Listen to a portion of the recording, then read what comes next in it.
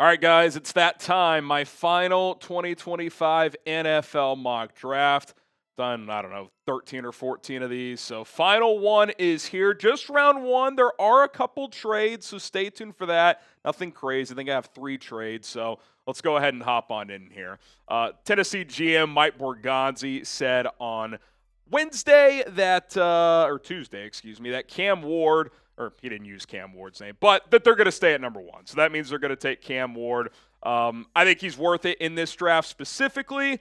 If he was in last year's draft, he'd probably be like the 4th to the 7th quarterback taken. But if you're Tennessee, you don't really have a long-term answer at 1. I totally get it. I'd probably make that pick as well. Okay, number 2, I think it's chalky. I know the Peter Schrager report that the Browns and Giants are getting calls and they're not necessarily slamming down the phone. Like, okay, if, some team goes crazy and offers Cleveland or New York future first, a second this year, yada, yada, maybe they consider it. I don't really see it. I think Travis Hunter goes to the Browns, and I think Abdul Carter goes to the Giants. Again, I think these teams would have to be blown away. Now, if they got offered a future first and they don't love this QB crop and they're like, well, if I get a first next year and I have multiple first-round picks, I have got the ammo to move up for a QB next year, I could see that appeal. But unless you get a huge offer, again, if you're these teams, to me, Travis Hunter and Abdul Carter, they're in their own tier. They are the 2 best players in this draft by a healthy margin, so it's going to take a lot for those 2 teams to pivot off. And unfortunately for the Patriots, Will Campbell's a great player, good option, but they kind of get squeezed out here into the next tier of player. They get Campbell an option to protect Drake May. Again, a good pick. They would have loved Hunter or Carter, but I don't think that scenario comes available for them, so they go ahead and take the LSU offensive lineman. Okay, here's my first trade. I've got the Bears moving up. I've got this gut feeling. You guys know I cover the Bears here at Chat Sports as well. I think they really want Ashton Jeanty. So a trade I threw out on my Bears channel, I'll throw it here as well. Swap 5 and 10. A lot of different buzz on the Jags. I think they'd trade down for the right opportunity. They get 41 from the Bears, one of their 2 second-round picks. Bears get back a 4th. Slight premium in favor of Jacksonville here, which checks out when you're trading inside the top 10. Okay, we got a challenge for you guys here on 4 Verts. Can we get to 10,000 subs by the end of the NFL draft? We're just over 600 away, so we got a little bit ways to go. But if we get a couple hundred here, get 300 or 400 during the draft, we can get there. So we'll have not live coverage, but reaction to all 3 days of the NFL draft here on 4 Verts. So if you want all that coverage and more NFL content all offseason long for free, go ahead and hit that subscribe button. Okay, and I mentioned it, Ashton Jeanty to the Bears at number 5. I think they're going to try to get him. I don't know if it'll happen, but I do think they're going to try to move up. Ryan Poles, with his media session on Tuesday, to me, kind of hinted at a possibility of moving around in the draft. He believes it's going to be a crazier draft in terms of trades than normal years, so we'll see if they're able to pull this off. And then the Raiders, who have been linked to Jeanty, have been linked to Armin Mimbu. How about Mason Graham? Kind of a BPA situation, right? Pete Carroll wants to run the football and play defense. Well, Jeanty's not there. Mason Graham is an intriguing player to pair with Christian Wilkins at that defensive tackle position. I like that fit for Las Vegas. Jets, Armin Mimbu, no change here. They need a right tackle. He's the best pure right tackle in this draft. I think the fit is good. And then a player who I'm conflicted on. Some people love him. I don't hate the player. I just don't know where exactly he fits in. Jalen Walker, the edge out of Georgia. I think in a 3-4 scheme, he does fit better as a guy who can come off the edge. So I think Carolina is a team where he does fit in pretty well. Yeah, it'll be very interesting to see where he ends up going. Who do you guys think is the most overrated player in this draft? Because for me, Walker's up there. Again, I still think he's a good player, but he's kind of a tweener, linebacker, edge hybrid. I think you have to have a plan for him on how you're going to deploy him on your defense. But let me know who you guys think the most overrated player in this draft is. Okay, Tyler Warren, one of the more underrated players, in my opinion. The Saints could go quarterback here. That's certainly on the table, but a lot of buzz that they could just take one of their top players on their board here, maybe trade back in for a quarterback. They get the Penn State tight end. Kellen Moore gets a fun weapon to play with to pair with Juwan Johnson at that tight end position. Kelvin Banks getting a lot of love and buzz leading up to the draft here. I think he's emerged as that third offensive lineman in this draft after Campbell and Mimbu. I think the Jags, if Tyler Warren was sitting there at 10 in this trade down, they'd probably go in that direction. They could consider Tetero, McMillan as well. I think they're going to go offense, just a matter of offensive line or skill player.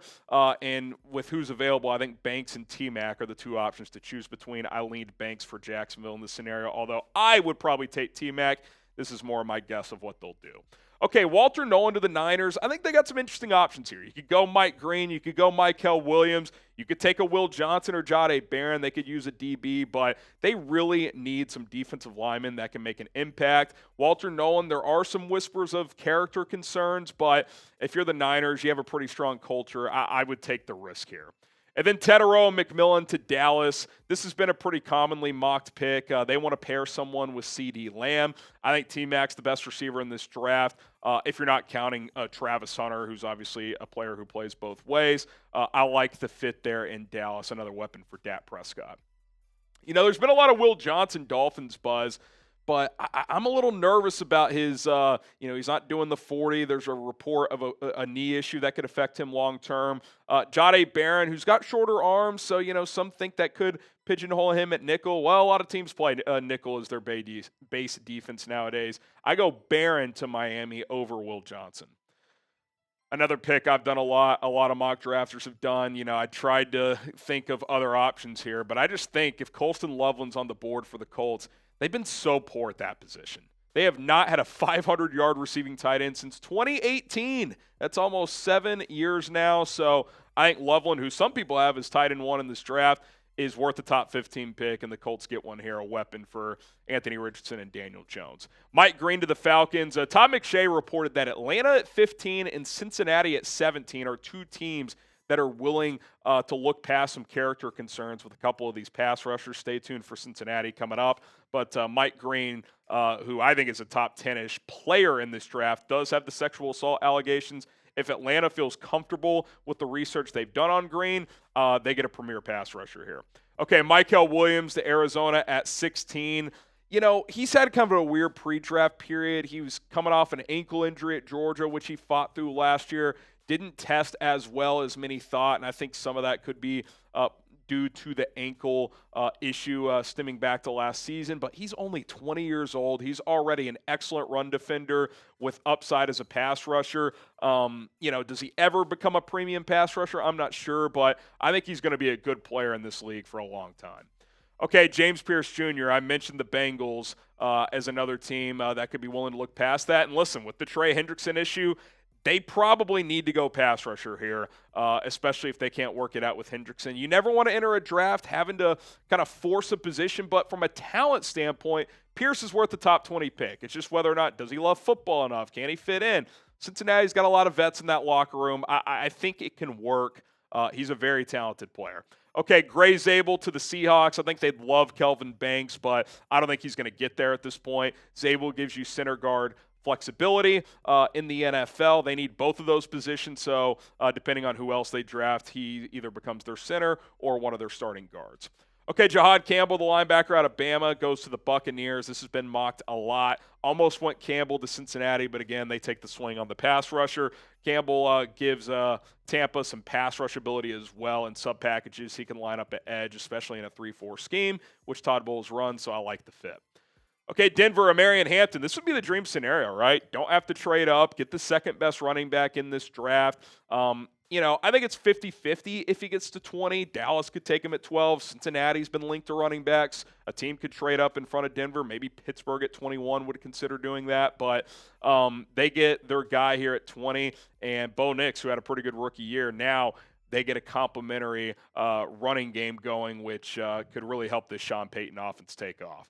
Okay, my second trade here. The Steelers, you probably thought I was going to take Shedeur at 21 there. They're actually going to trade back, get more capital because they don't have a second-round pick this year. So the Saints come back into round one. They give up 40, 93, and a third next year to move up almost 20 spots and get their quarterback for the future, Jaxson Dart, who they reportedly like more than Shedeur Sanders. Adam Schefter had a report that they are hot and heavy after Dart. They could take him at 9. I think they would prefer to kind of go this route, right? Get a playmaker, get a trenches guy at number 9, in this case Tyler Warren, come back into the first round, get Jaxson Dart at 21. I think you'd be pretty excited if you were a Saints fan if you went this route. Okay, Will Johnson, the cornerback out of Michigan, slides a bit because of the knee issue and not doing the 40. That probably gives teams some pause. What's his long speed situation? But Jim Harbaugh knows him better than anybody. Like, I think Harbaugh would love a Will Johnson or a Colston Loveland or a Kenneth Grant because he coached them. He recruited these guys. So Johnson falls into the Chargers' lap at 22. They're letting Asante Samuel Jr. go, so Will Johnson can help be a replacement. Yes, Shamar Stewart to the Packers. Kind of a Packers prototype. I could see them going this route. Lucas Van Ness a couple years ago was a guy they reached for. That one hasn't worked out. I don't know if I'd call this a reach in this draft because after the first 8, 10 players, you're kind of bunching all these guys together, right? There's pros and cons to all of them. The build, the athletic traits, they're all there. But he's just not very polished, right? He's got a good bull rush. He's powerful as hell. Can he add some finesse to his game? Can he add some kind of cleverness and some moves to his pass rush arsenal? That's going to have to be what he does to become a premium player. But I think he'll be good against the run. Can he become an average to above average pass rusher while being a really good run defender? If he can, I think he's worth a late first-round pick. Okay, Malachi Starks goes to Minnesota at 24. This just feels like a Brian Flores type of pick, right? You've got Harrison Smith getting older. Sounds like this could be his last year. Starks can play some nickel. He can play some free safety. You can be creative with him on the back end. So like that fit for the Vikings. They could also consider trading down because they only have 4 draft picks this year. Who's the most underrated player in this draft? Kind of feels like Starks has become underrated. Like, I feel like 2 months ago he was a top 12 lock, and now he could fall to the 20. So I think that's kind of just a result of the position he plays. I think he's in that mix. I also think my next pick here, Donovan Jackson, with his versatility, selflessness, which was on full display last year. Josh Simmons goes down for Ohio State after being a 2.5-year starter at left guard. Jackson kicks out the left tackle, played excellent there. So he becomes a flexible, versatile offensive lineman for Houston. They need more O-line help. Probably a guard this year, could kick out the left tackle next year, depending on what happens with Cam Robinson long term. I think Jackson goes ahead of Simmons in this draft. Okay, my final trade in my final mock, the Giants come back up. Peter Schrager reported on Tuesday that the Rams want to trade out of the first round because they don't have a second-round pick right now. They pick at 26 and then not again until 90. So Giants come up. They swap 26 and 34. Giants get a 6th back, but they also send a 3rd to L.A. So 34 and 65 to the Rams, 26 and 190 to the Giants. And they come and get them. Shedeur Sanders is the 3rd quarterback off the board. Adam Schefter said it best. No team has spent more time on one prospect than the Giants have with Shedeur Sanders. If they're split in the building, which has been reported, I agree you can't take that player at 3. But I could see them coming back mid-late first round, taking him here with less long-term risk, right? You're only giving up a 3rd to move up from your second-round pick to get him. You get a 6th back. That's a calculated move. If it doesn't work out, it's not like you cripple yourself long-term from a draft asset standpoint. Rams are happy as well. They get 2 day 2 picks instead of just a first-round pick and not picking again until late 3rd round. Okay, Nicky Manwari, who's a fascinating player, great athlete, instinctive player in coverage, kind of hesitant when defending the run. He needs to be a little bit more decisive in space as a tackler, but like the fit in Baltimore. Him next to Kyle Hamilton is a fun combination, physical player, so they get him late in round 1. I got to be honest, if I'm Detroit, this is pretty fun. Kenneth Grant played his college ball at Michigan. I think he's worthy of a top 20 pick, but he falls to 28 here to Detroit. The Michigan men team back up, him next to Aiden Hutchinson. That's pretty exciting if you are a Lions fan. Okay, Travion Henderson, a lot of buzz that he's going to go first round. I think Washington's a fun fit. He's really good in pass pro. Cliff Kingsbury can get creative on how to get him the ball in space. I like the mesh 1-2 punch between him and Brian Robinson. Robinson more of a between the tackles runner, but he's not running away from defenders. Henderson will run away from people. You can use him in the screen game as well. I think he's a good fit in that offense, which of course is led by Jaden Daniels. Donovan Ezeraku, the edge out of Boston College. A lot of intel that 6 edge rushers going around 1. I think Ezeraku could be that 6th guy. Good speed rusher, a little undersized, but in a 3-4, I like the fit. Might take a year or so to build up that NFL strength that he still needs to add, but Buffalo could use more pass rush help, and they add one here. Derek Harmon, there was a report from Brian Broaddus, former NFL scout, that he's heard that there's some medical questions with Harmon, so I've got him sliding a bit. I like him and Walter Nolan in the similar range, top 15 or so, but due to those medical issues, I've got him falling to 31, and if you're the Chiefs, if you take him here and you get 5-6 good years out of him, you'll take that because you're in your win now Super Bowl window right now. You get him, he learns under Chris Jones. That's a pretty good situation for both parties involved. And then one of my biggest sliders in this mock, it just kind of fell this way, Matthew Golden to the Eagles. Wide receivers not a top need for Philadelphia, but I've said this before and I'll say it again. If you're the Eagles and you like a receiver at 32, I could see them taking him, and then a year from now, Howie Roseman pivots off A.J. Brown. It's a classic Eagles-Roseman move.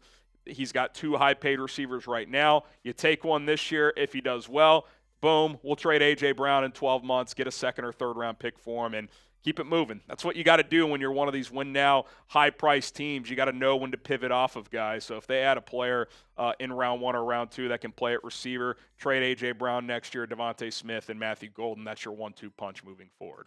Okay, grade your team's pick in this mock, unless you're Pittsburgh, because you didn't end up with the pick. Sorry, guys. A, B, C, D, or F. Let me know how I did for your squad, and we'll see. We'll see how the real thing goes. NFL draft getting going on Thursday night. We'll have reaction to all 3 days of the NFL draft. We'll do some kind of post-round 1 reaction video Thursday night, so stay tuned for that. Hit that subscribe button, and we'll see you then.